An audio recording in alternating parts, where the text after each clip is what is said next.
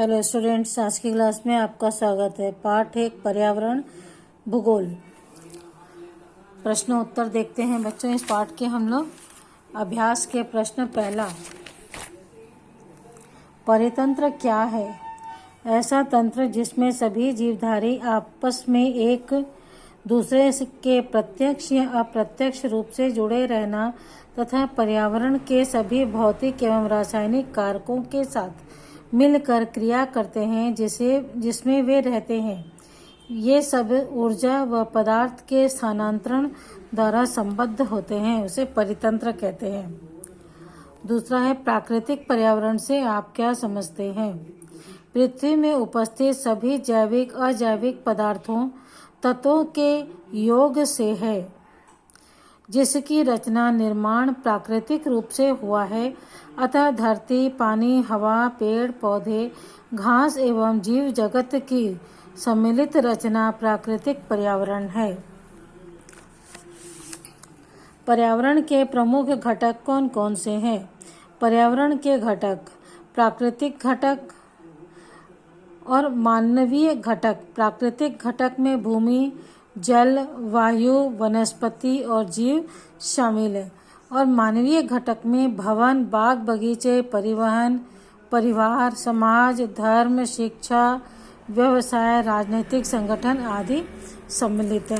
अर्थात जो प्रकृति से प्राप्त है वह प्राकृतिक घटक है, और जो मनुष्यों द्वारा निर्मित हैं वह मानवीय घटक कहलाते हैं।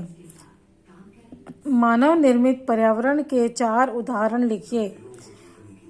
उत्तर है, भवन, मकान, बाग बगीचे, परिवहन और कारखाने। स्थल मंडल क्या है? पृथ्वी की ठोस ऊपरी भूप्रपट्टी जिसका निर्माण चट्टानों और खनिजों से होता है, स्थल मंडल है। इसके अंतर्गत महाद्वीप व महासागर की तली शामिल है। जीवीय पर्यावरण के 2 प्रमुख घटक क्या हैं?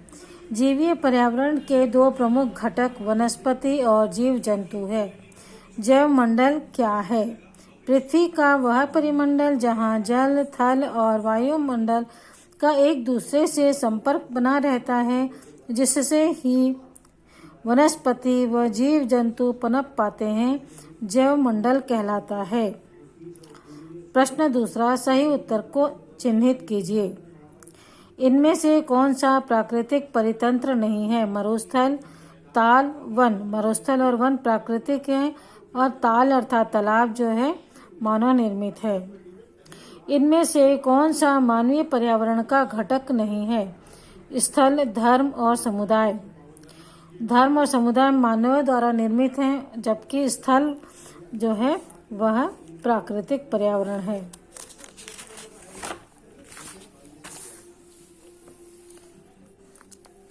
तीसरा, इनमें से कौन सा मानव निर्मित पर्यावरण है?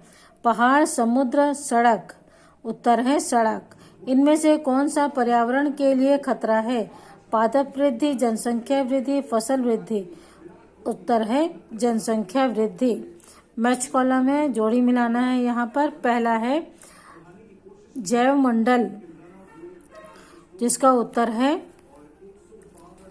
ई।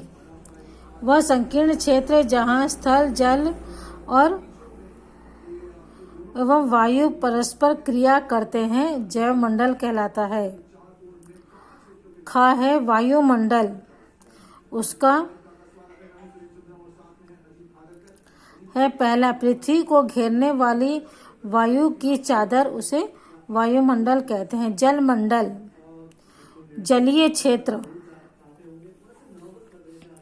जलीय क्षेत्र जो है जल मंडल कहलाता है। पर्यावरण, इसका उत्तर है डी। हमारे आसपास का क्षेत्र पर्यावरण कहलाता है। कारण बताइए। मानव अपने पर्यावरण में परिवर्तन करता है। उत्तर है, मानव अपनी आवश्यकताओं को पूरा करने के उद्देश्य से पर्यावरण में परिवर्तन करता है।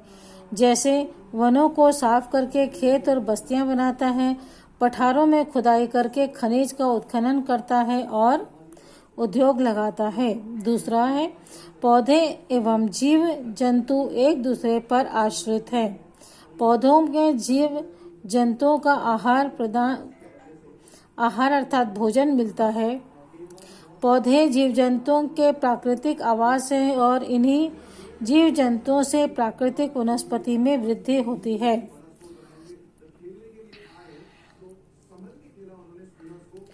बच्चों, इस प्रकार से आपका पाठ पर्यावरण के प्रश्नोत्तर समाप्त होते हैं। ठीक है, अगले वीडियो में हम अगला पाठ के देखेंगे। Okay, bye.